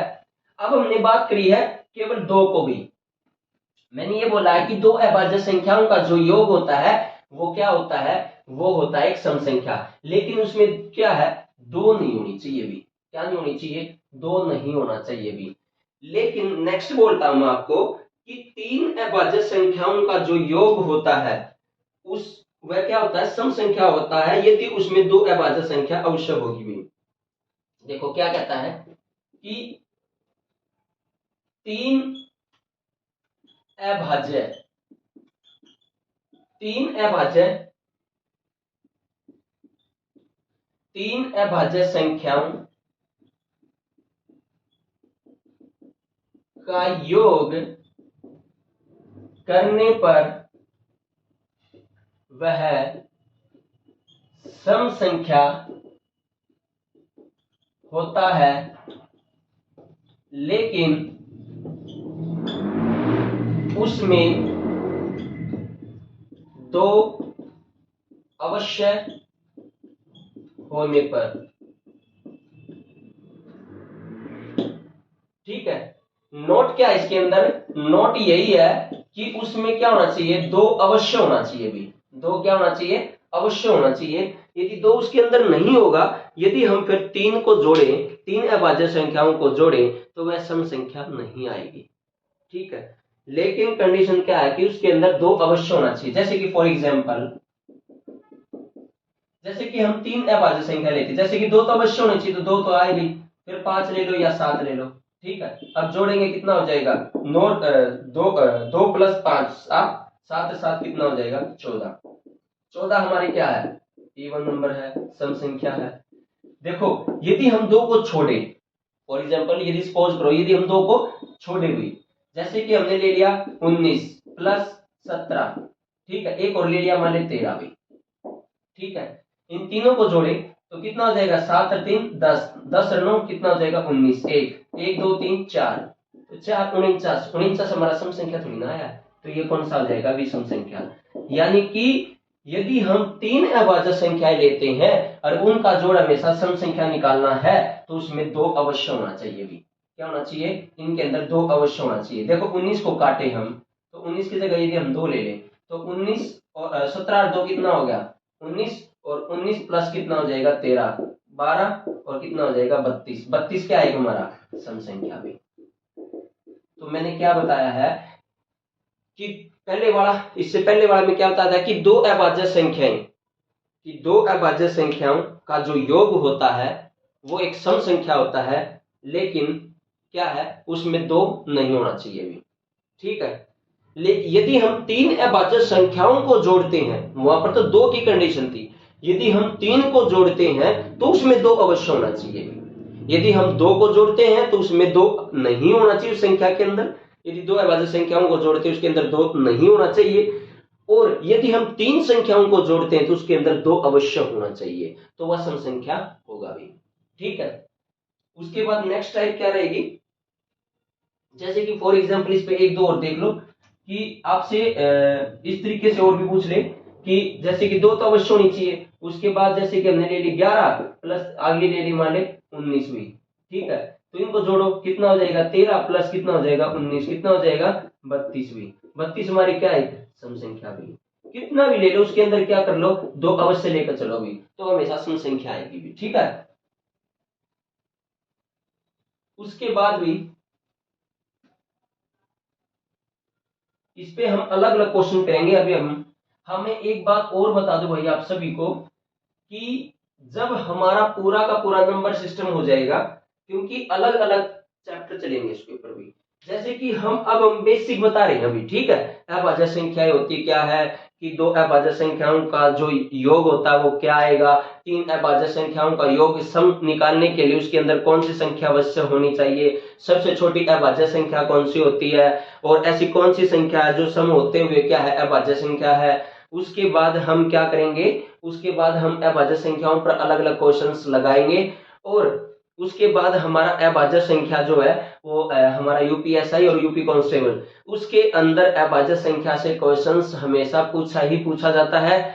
और मैं जैसे कि आपसे प्रैक्टिस लवाऊंगा, प्रैक्टिस लगाएंगे हम क्वेश्चन की कि वो कैसे किस तरह होंगे, वो सारे के सारे यूपीएसआई और यूपी कांस्टेबल के पीवाई क्यू जो क्वेश्चंस होंगे वो लगाएंगे दोस्तों अब हम, ठीक है। और इन सभी क्लास जैसे कि 1 to इसी तरह से हमारी 7 से 8 क्लास के अंदर नंबर सिस्टम को हम कंप्लीट करने की कोशिश करेंगे, और अलग अलग क्वेश्चंस भी लगाएंगे। जैसे कि इसके अंदर एक लॉजिक क्वेश्चंस भी होते हैं भी, ठीक है, लॉजिक क्वेश्चंस भी लगाएंगे। जैसे कि किसी संख्या, मान ली दो संख्याओं का योग 40 लगा लो, उनमें से एक संख्या दे दी, दूसरी संख्या पूछ ली, या पूछेगा किसी संख्या में से 20 घटाने पर और उसी संख्या के व्युत्क्रम को 20 से गुणा करने पर बताओ कि वह संख्या क्या है। इस तरीके से क्वेश्चंस जो पूछे जाएंगे, जो नॉर्मली हम एग्जाम के अंदर देखने को ही मिलते हैं, वो इस तरह की इसको बोलते हैं लॉजिक क्लास। जो लॉजिक जो अपने क्लास लगाएंगे वो भी अच्छी तरह से करेंगे अब हम, ठीक है। अब हम नॉर्मल बता रहे हैं कि आपको अभाज्य संख्याएं होती क्या है, हमने नेचुरल संख्याओं के बारे में चर्चा कर चुके हैं। उसके बाद हम इवन नंबर, उसके बाद हम ऑड नंबर, सभी संख्याओं के बारे में बात करते हुए अब हम नेक्स्ट टाइप पर आएंगे। और नेक्स्ट टाइप क्या रहेगी, हाँ, जैसे कि नॉर्मली आपसे पूछ ले कि 3 अंकों की सबसे छोटी अभाज्य संख्या कौन सी है अभी, कि 3 अंकों की भी, कि 3 अंकों की सबसे छोटी भी, 3 अंकों की सबसे छोटी अभाज्य संख्या भी। देखो ये क्वेश्चंस के अंदर नॉर्मली पूछा जाता है अभी आपसे, ठीक है। आपको ऑप्शन दे देगा इस तरीके से कि 100, 105, आपको दे देगा यदि 103, और आपको दे देगा भाई सबसे छोटी अभाज्य संख्या,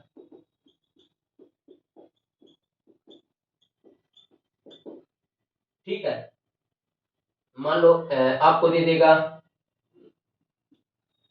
107, और डी लगा लो आपको, ये बी है, ये सी है, और डी लगा लो, आपको दे दिया 101, ठीक है, इस तरीके से।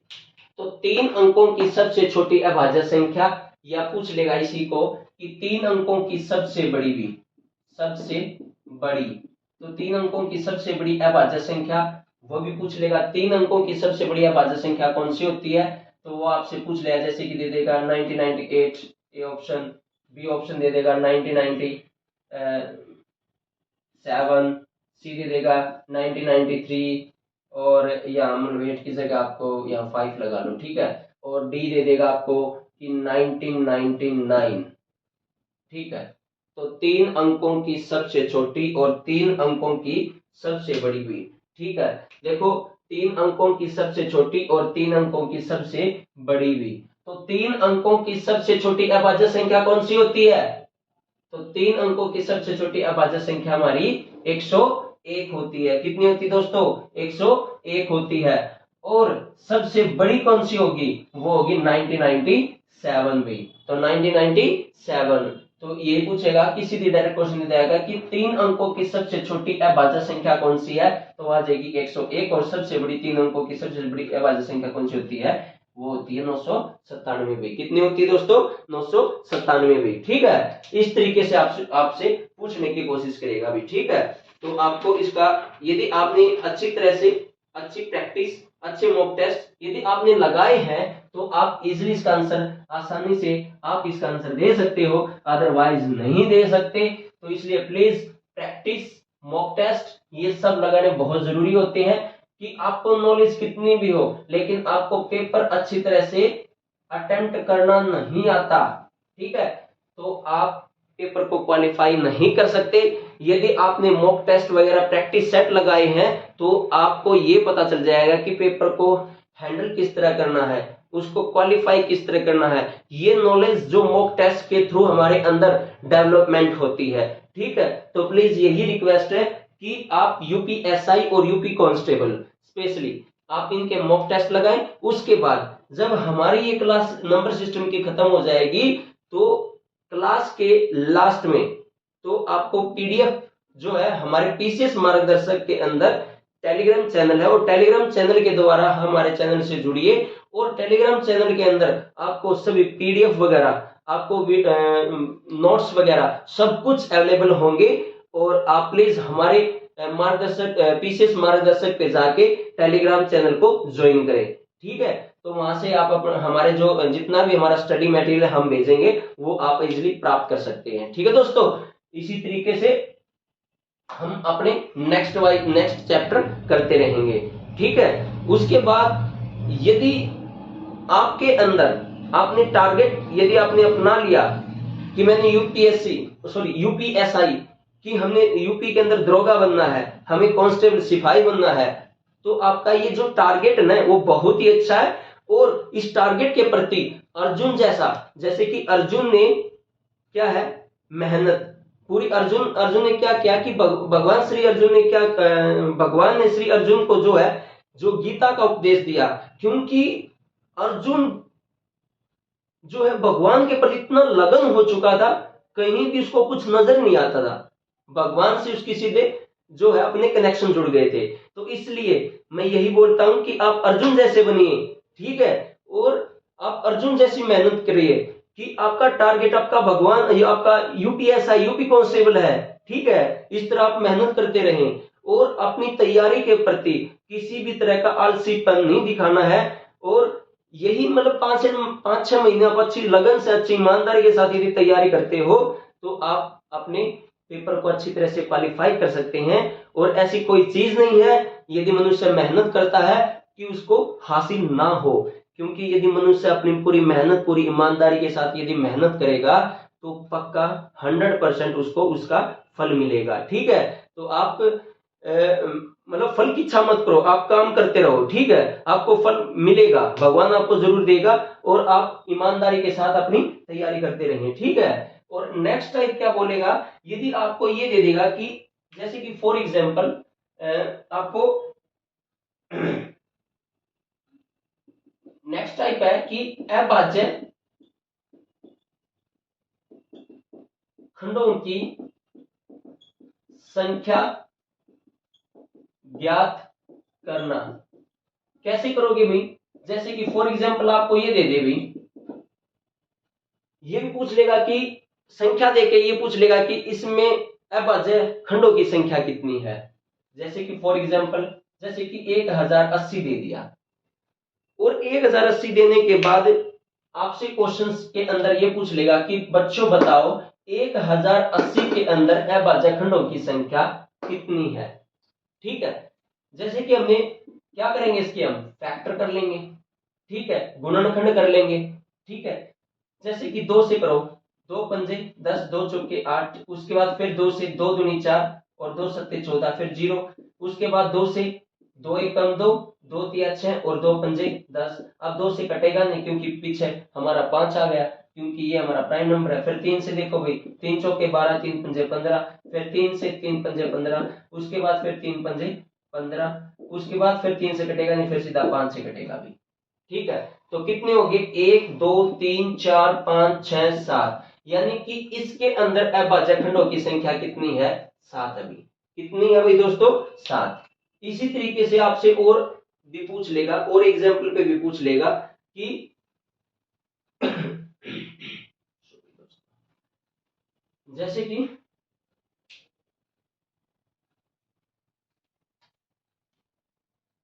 दोस्तों ये बताओ कि 2075 के अंदर अभाज्य खंडों की संख्या कितनी है।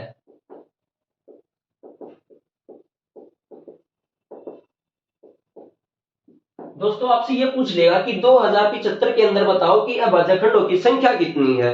तो मैंने सीधा बताया था कि 2075 के क्या कर लो, गुणनखंड कर लो भी, ठीक है। 2 से नहीं जाएगा, 3 से जाएगा, 3 से 18 2, 3 निम्नता इतनी जाएगा, फिर 4 से, फिर 5 से जाएगा ये, ठीक है। 5 चौका 20, 5 एकम 5, 5 5 25, ठीक है, इस तरीके से। और फिर क्या होगा, 5 से जाएगा, जाएगा, फिर हो जाएगा 5 अट्ठे 40, 5 तिये 15, ठीक है। उसके बाद देखो अगला नेक्स्ट, फिर 5 से नहीं जाएगा, फिर 6 से नहीं जाएगा, 7 से नहीं जाएगा, 8 से नहीं जाएगा, 9 से भी नहीं जाएगा, 10 से, 11 से, 12 से, 13 से नहीं जाएगा, सीधा डायरेक्ट में भी 83 पे ही जाएगा। तो इसके अंदर कितने अभाज्यखंडों की संख्या कितनी होगी, 3 हुई। कितनी होगी दोस्तों, 3, ठीक है। इस तरीके से निकालने की इसको कोशिश करो भी, ठीक है। उसके बाद आपसे ये पूछेगा कि दोस्तों पावर वाली संख्या का भी, जैसे कि एक चीज और टाइप, एक टाइप और करवा दूं, वो टाइप क्या है कि यदि हमने पावर वाली संख्या देख के ये पूछ ले कि इसके अंदर दोस्तों ये बताओ कि अभाज्यखंडों की संख्या कितनी है, यानी कि मैं बोलूं कि पावर वाली संख्या, पावर वाली संख्या की पावर वाली संख्या, पावर वाली संख्या में अभाज्य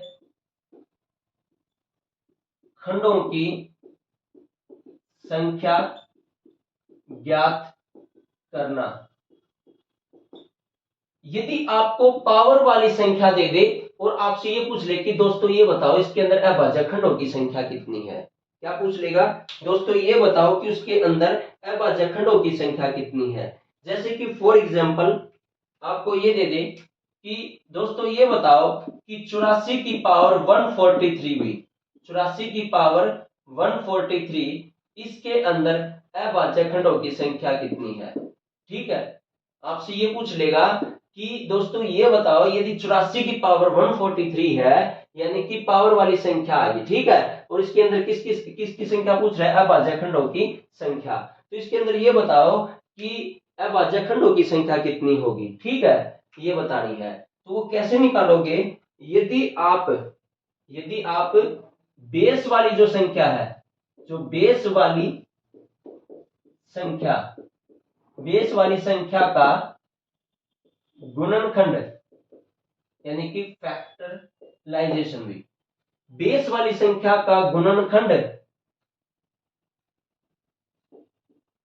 करने पर गुणा में पावर भी, ठीक है। बेस वाली संख्या का गुणनखंड करने पर उसके बाद क्या करना है कि बेस वाली संख्या का गुणनखंड करने पर पावर वाली संख्या का क्या करना है, मल्टीप्लाई करना है दोस्तों, क्या करना है, मल्टीप्लाई करना है। तो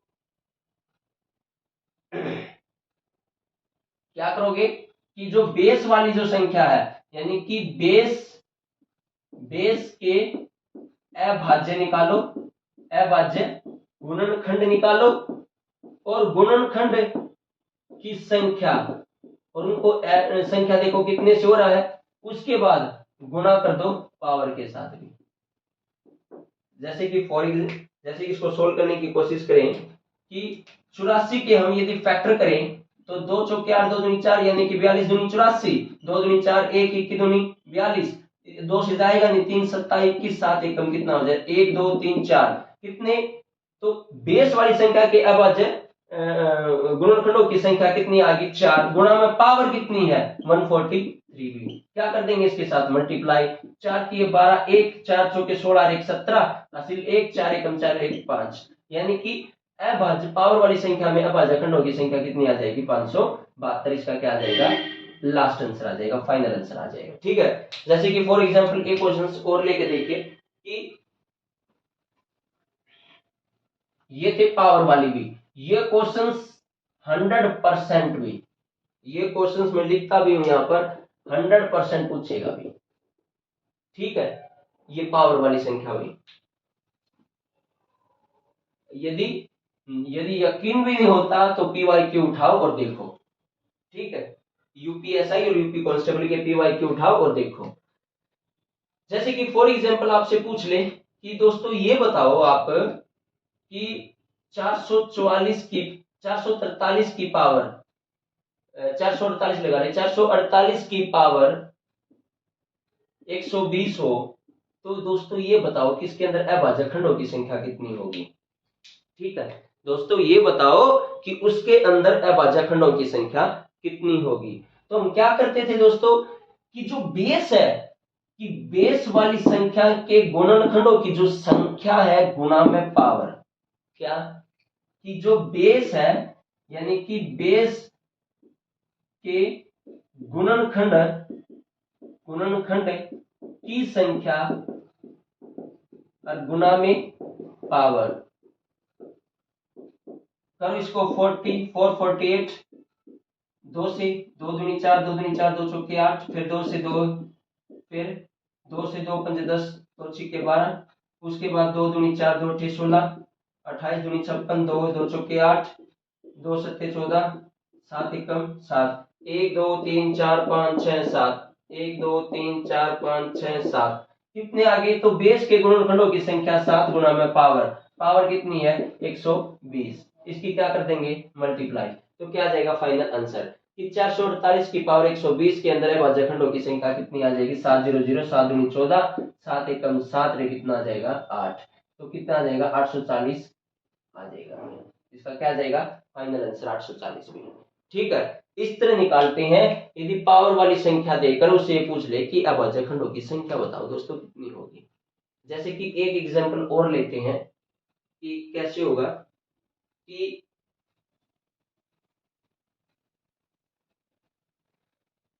ठीक है दोस्तों, अब आप भी अपने पास से कुछ ऐसे ही एग्जाम्पल उठाने की कोशिश करके और उसको सोल्व करने की कोशिश करो और बार बार डायमेंशन अलग अलग तरीके से निकालने की कोशिश करो, जिससे आपकी ये टाइप क्या है अच्छी तरह से कवर हो जाएगी भी। ठीक है, तो इसी पर हम एक एग्जाम्पल और लेते हैं, पावर वाली संख्या में भाज्य खंडों की संख्या ज्ञात करना हो। जैसे कि आपको दे दे कि 572 की पावर 140, तो दोस्तों ये बताओ कि इसके अंदर अभाज्य खंडों की संख्या कितनी होगी, इसकी अभाज्य खंडों की संख्या कितनी होगी। तो हम कैसे निकालते थे कि जो जो बेस है कि बेस के अंदर अभाज्य खंडों की संख्या गुणा में पावर भी, क्या करते हैं दोस्तों बेस के अभाज्य खंडों की संख्या गुणा में पावर।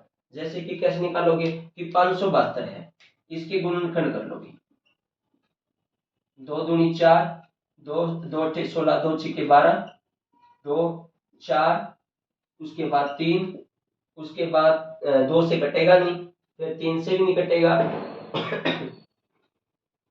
4 से भी नहीं कटेगा, 5 6 नहीं कटेगा, 7 से भी नहीं, 8 से भी नहीं, 8 एकम 8, 8 2 10, 8 नहीं, 8 से भी नहीं कटेगा, उससे उसके बाद 9 से, 9 एकम 9, उसके बाद 5, 9 से भी नहीं, उसके बाद 11 से कटेगा सीधा, 11 एकम 11 रह गए, 11 तिया 33 और 13 एकम 13, कितने हो गए दोस्तों 4। तो अभाज्य खंडों की संख्या कितनी आ गई, तो अभाज्य खंडों की संख्या आ गई 4 गुणा में पावर कितनी है 140 भी। तो कर लो इसकी मल्टीप्लाई, 0 4 चौके 16, 4 चौके 16, 4 एकम 4 रेख 5, तो कितना आ जाएगा दोस्तों इसका फाइनल आंसर 560 भी। तो इसीलिए यही पूछेगा कि पावर वाली संख्या में अभाज्य खंडों की संख्या ज्ञात करनी हो तो बेस के अभाज्य खंडों की संख्या गुणा में पावर करते हैं। ठीक है दोस्तों, अब हम नेक्स्ट टाइप करते हैं अभी।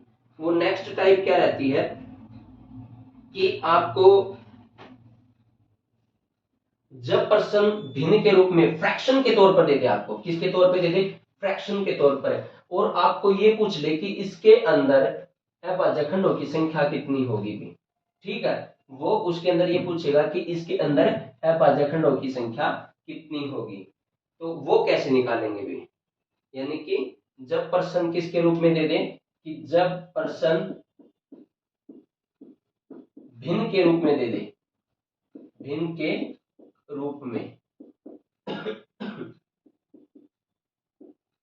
तो कैसे निकालोगे?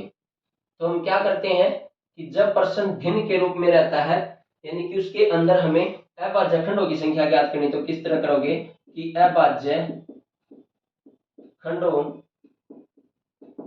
की संख्या ज्ञात करना। तो कैसे करोगे कि जो देखो हमारे जैसे कि भिन्न के रूप में p बाई क्यू होती है, ठीक है, यानी कि जो p बाई क्यू के रूप में हमारे डिजिट रहते हैं, यानी कि न्यूमरेटर और डिनोमिनेटर, यानी कि अंश और हर। तो हम क्या करते हैं कि जो ऊपरले को क्या बोलते हैं, अंश, ऊपर निचले को क्या बोलते हैं, हर। भाई क्या बोलते हैं, हर। तो अंश और हर, तो हम क्या करेंगे, तो उसमें से अभाज्य खंडों की संख्या ज्ञात करनी हो तो अंश के अभाज्य खंडों की संख्या माइनस अंश के अभाज्य खंडों की संख्या भी, यानी कि ऊपरले के जो अभाज्य खंडों की संख्या काट लो और निचले वाले की काट दो और उनको आपस में क्या कर दो, घटा दो। तो क्या आ जाएगा, अभाज्य खंडों की संख्या कौन से के रूप में, फ्रैक्शन के तौर पर भी। किसके रूप में, फ्रैक्शन के तौर पर भी, ठीक है। अंश के अभाज्य खंडों की संख्या और हर के अभाज्य खंडों की संख्या ज्ञात करने पर, जैसे कि फॉर एग्जाम्पल दे रखा है इसने कि आपसे इस तरह पूछ ले कि फॉर एग्जाम्पल 18 की पावर 15 आया हुआ क्वेश्चन सभी, 18 की पावर 15 और 75 की पावर 16 और गुणा में 42 की पावर 14, 42 की पावर 14 बटे अपॉन बाय 35 की पावर 12 मल्टीप्लाई और 12 की पावर 16। ये क्वेश्चंस आया हुआ अभी। तो इसको किस तरह सोल्व करोगे भी, ठीक है। यदि क्वेश्चंस फ्रैक्शन के तौर पर है तो उसके अंदर अभाज्य खंडों की संख्या पूछ ले तो वो कैसे करोगे, तो वो निकालने की कोशिश करो। तो मैंने क्या बताया है आपको कि यदि हम इसके अंदर अभाज्य खंडों की संख्या निकालेंगे तो हम क्या करेंगे, जो अंश के अभाज्य खंडों की संख्या माइनस ऑफ अंश के सॉरी यहाँ पर हर आएगा, तो हर के अभाज्य खंडों की संख्या भी, तो यहाँ पर हर लिखेंगे, मैं बाद में लिख दूंगा। तो हर के अभाज्य खंडों की संख्या, तो उसको क्या कर देंगे, आपस में घटा देंगे। जो अंश के अभाज्य खंडों की संख्या उनको जोड़ने के बाद और जो हर है उसकी अभाज्य खंडों की संख्या को जोड़ने पर इस जो ये संख्या को इसमें से ये वाली लेस कर देंगे, ठीक है। तो अपना फाइनल आंसर आ जाएगा अभी।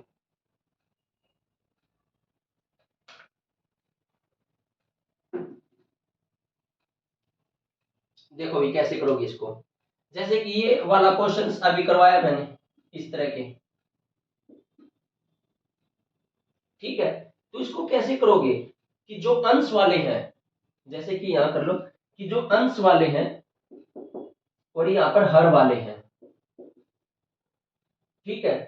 तो हम क्या करेंगे, जैसे कि 18 है, 18 के देखो भाई वही दो निमी 18, 3 तिया 9, 3 एकम 3, कितना हो गया 3, और 15 तिया कितना हो गया 45, पहले का कितना आ गया 45, दूसरे का देखो भी 75, उसके बाद 3 3 दूनी 6 3 15, 25 तिया 75, 25, 5 एकम 5, कितने हो गए 3, तो 16 दूनी 16 तिया 48, तो दूसरे के कितने होगी, तो अभाज्य खंडों की संख्या तीसरे क्या आएगी 48। तीसरे वाली निकालनी हो तो कैसे करोगे, 2 से 2 दूनी 4, 2 एकम 2, 21 दूनी कितना हो गया 42, फिर 3 7 21, 7 तिया 21, 7 एकम 7, कितना हो गया 3, तो 14 तिया 42, इसके कितने आ गए 42, यानी कि इसके अंदर अभाज्य खंडों की संख्या कितनी आ गई 45 और इसके अंदर अभाज्य खंडों की संख्या कितनी आ गई 48 और इसके अंदर अभाज्य खंडों की संख्या कितनी आ गई 42। ये हो गए हमारे अंश वाले। हर की बात करते हैं, जैसे कि 35 की पावर 12 है तो 35 को यही करोगे इसके तरीके से, 2 से भी नहीं होगा, 3 से भी नहीं होगा, 4 से भी नहीं होगा, 5 से, 5 सत्ते 35 भी और 7 एकम 7 भी, कितने हैं 2, 12 दूनी कितना हो जाएगा 24, कितना हो जाएगा दोस्तों 24, दूसरे वाला का निकालोगे, फिर करोगे 2 से 2, 2 छिके 12, 2 तिया 6 और 3 एकम 3, कितने हो गए दोस्तों 1 2 3 और 16 32 16 तिया कितना हो गया 48। तो हम कैसे निकालते हैं, तो अभाज्यखंडों की संख्या ज्ञात करनी है तो अंश के अभाज्यखंडों की संख्या का जोड़ भी का जोड़ और माइनस हर के अभाज्यखंडों की संख्या का जोड़ भी। तो हम क्या करेंगे, इनका जोड़ निकाल देंगे। तो इनका जोड़ निकालेंगे तो 8 2 10 और 5 कितना हो गया 15, एक असील 4 तिये कितना हो गया 12, कितना हो गया 13। यदि हम इसका निकाले 8 4 कितना हो गया 12, 4 2 4 कितना हो गया 7 72। जब हम 145 में से कितना घटा देंगे 72, तो हम क्या जाए इसका फाइनल आंसर आ जाएगा। 5 में से 2 गया 3, उसके बाद हो जाएगा यहाँ पर 13, उसके बाद 13 में से हम कितना घटाना है 7, कितना रह जाएगा 6, तो 63 इसका क्या आ जाएगा फाइनल आंसर आ जाएगा। ठीक है, यानी कि फ्रैक्शन के तौर पर यदि क्वेश्चन दे रखा हो और उसके अंदर अभाज्यखंडों की संख्या ज्ञात करनी हो तो अंश के अभाज्यखंडों की संख्या का जोड़ घटा माइनस तो हर के अभाज्यखंडों की संख्या का जोड़ भी। जैसे कि फॉर एग्जांपल और दे दे इसके ऊपर, वो किस तरह करेंगे अब हम, जैसे कि इसके ऊपर एक क्वेश्चन और लेने की कोशिश करा।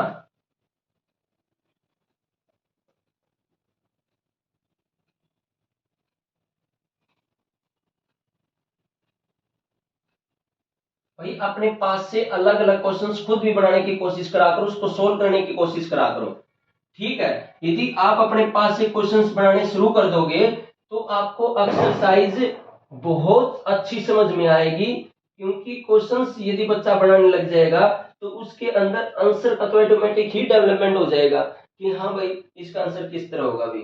ठीक है, जैसे कि फॉर एग्जांपल एक और एग्जांपल लेंगे अब हम पावर वाली संख्या में। जैसे कि दे दे भाई कि 25 की पावर 12 गुणा में 12 की पावर दे दी 20 गुणा में, उसके बाद 17 की पावर दे दी, 17 की पावर दे दी आपने कितनी मान लो 10। ठीक है, बटे में 5 की पावर दे दी 12 और 5 नहीं तो उतने लगा लो यहाँ पर 30। ठीक है, और गुना में 40 की पावर दे दी 15।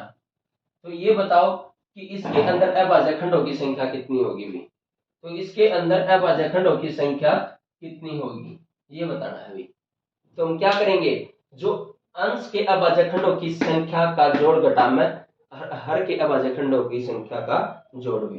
तो कैसे निकालोगे, तो यहाँ करोगे इस तरीके से, यहाँ पर अंश के कर लो और यहाँ पर हर के कर लो। ठीक है, तो अंश वाले करोगे कितना है 25, 25 को फिर 2 से होगा नहीं, 3 से नहीं होगा, फिर सीधा 5 5 25, 5 एकम 5, कितने पे गया 2 पे, तो 12 दूनी कितना हो गया 24। तो इसके अंदर अभाज्यखंडों की संख्या कितनी होगी 24। 12 के लेंगे हम, 2 छिके 12 और 2 तिया 6 और 3 एकम 3, कितने हो गए इसमें 3, तो 20 तिया कितना होगा 60। उसके बाद इसके निकालने हो 17, क्योंकि हमारा प्राइम नंबर एक ही से ही जाएगा, इसकी मल्टीप्लाई करेंगे कितना आ जाएगा 10, तो कितना आ जाएगा 10 भी। उसके बाद 30 के निकालने हो, 30 के इस तरीके से 2 से आ गया 15, उसके बाद 3 से आ गया 5, उसके बाद 5 एकम 5, तो कितना आ जाएगा इसके अंदर 3, तो 12 तिया कितना हो गया 36, 12 तिया 36। 40 के निकालने हो, फिर 2 से कितना आ जाएगा 20, फिर 2 से कितना आ जाएगा 10, फिर 2 से कितना आ जाएगा 5, फिर 5 एकम कितना आ जाएगा 5, कितने हो जाएंगे 4, तो 15 चौके कितना होगा 60। तो इनको जोड़ो कितना आ जाएगा 4 7 तो कितना हो गया 9 94, इसको जोड़ो कितना हो जाएगा 96 भी।